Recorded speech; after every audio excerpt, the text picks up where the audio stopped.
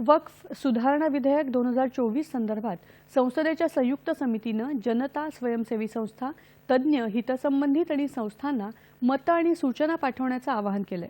लोकसभा सचिवालयानं या संदर्भात एक प्रसिद्धीपत्रक जारी केलंय।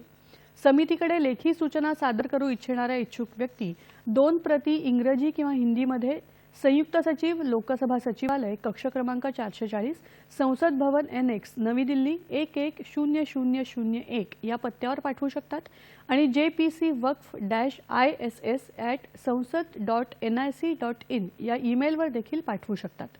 जाहिरात प्रसिद्ध झाल्यापासून 15 दिवसांच्या आत सूचना पोहोचल्या पाहिजेत।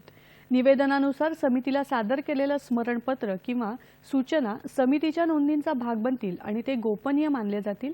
याबाबत समितीचा निर्णय अंतिम असेल।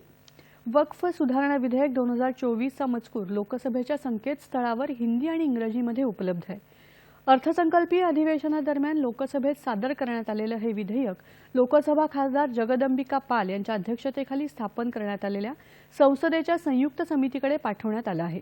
यावर्षी संसदेच्या हिवाळी अधिवेशनाच्या पहिल्या आठवड्यात होणाऱ्या शेवटच्या दिवसापर्यंत ही समिती या विधेयकाचा अहवाल सभागृहामध्ये सादर करणार आहे।